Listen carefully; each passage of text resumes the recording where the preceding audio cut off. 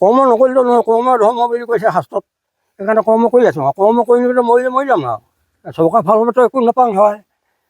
এইবাকে বুঢ়ীয়ে পানী টুপা দিব মৰি মাৰি মানে কাম কৰি থাকোঁ আমি আৰু সৰুৰ পৰাই মানে জানিব পৰা গৰুহালত ধৰিব পৰা খেতিকে কৰি আছোঁ মই।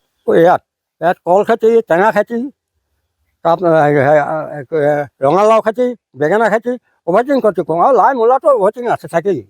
বানপানীয়ে যোৱা বছৰ কল 3 বিঘামান লাগিছিলে, বানপানী একেবাৰে পানী নুশুকাই। টেঙা চেঙা চব মৰিলে, আকৌ নতুনকৈ লগালোঁ। এইবাৰ আকৌ পানী নাই। এইবাৰ পানী নাই, পানী কলগছ শুকাই গ'ল।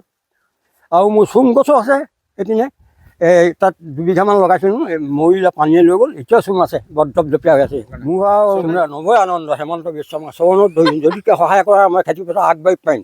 মোৰ নাতিনী এজনী আছে তেওঁৰ হাতত BA 4টা পৰীক্ষা দিছে, তাই মানে মোবাইলত পইচা লাগে, কিবা কিবি যিকেইটা চব পালে, মটৰচাইকেল এখন পালে, মটৰচাইকেলত তেল ভৰাব লাগে। চৰকাৰ ফালৰ পঢ়া ফালৰ পৰা পাইছে আৰু হেমন্ত বিশ্ব শৰ্মাই মন বেয়া কৰি দিছে বাৰু, মটৰচাইকেল পাইছে পঢ়া নিজৰ বলত। এতিয়া ল'ৰাজনীয়ে মাথা গৰম হৈ যায়, চিন্তা কৰে মোক কোনে পঢ়াব, কি কৰিব।